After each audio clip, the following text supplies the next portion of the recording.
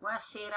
Chi non era presente stamani o non ha il libro con sé o non può entrare sul testo online, per questo vi mando ad ascoltare quello che è sul libro che abbiamo fatto stamattina.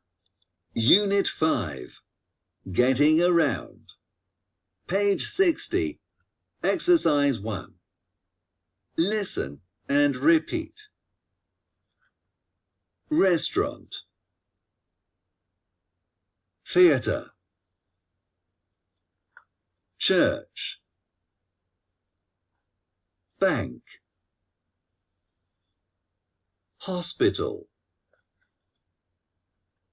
Cinema. School. Swimming pool. Train station. Library. Police station.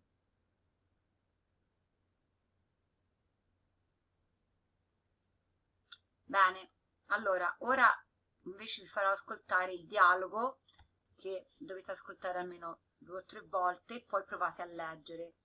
Anche questo l'abbiamo fatto stamani e una cosa importante da imparare ci sono in questa unit sia le posizioni, quindi le preposizioni di luogo, che poi andremo a vedere anche su Grammar, e poi ci sono le indicazioni per orientarsi in una città e che quindi sono molto utili.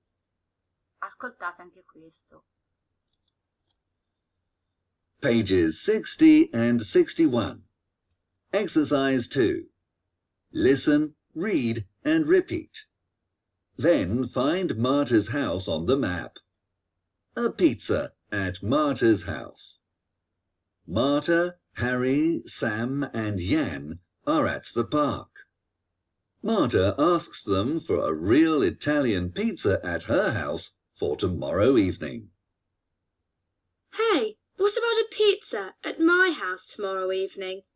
My mum makes great pizzas. A real Italian pizza? Wow!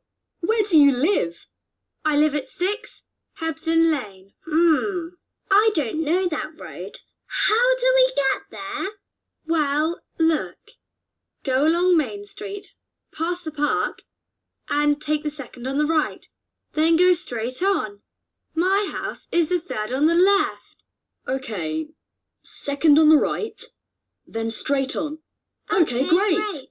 See you tomorrow.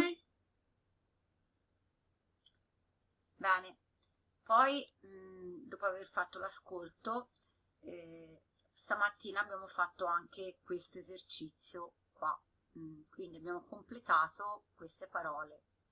Poi dovete, soprattutto farlo per chi non c'era stamattina, andare su Grammar a pagina 30 e studiarvi le preposizioni di luogo. Quindi quali sono le preposizioni di luogo? Sono in, che vuol dire dentro, on, che vuol dire sopra, under, che significa sotto, near, che significa vicino, da non confondere con next to, che significa proprio accanto, quindi proprio molto vicino, in front of, che è davanti, behind, che è dietro a qualcosa, poi c'è between, che è in mezzo, fra due cose o due persone, opposite, che è di fronte o di rimpetto a qualcosa, ad esempio dalla parte opposta di una strada. Stamattina abbiamo fatto gli esercizi e poi c'era da finire gli esercizi che propone pagina 31 di Grammar.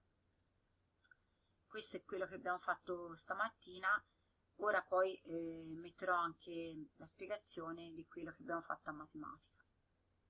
Un saluto, a domani.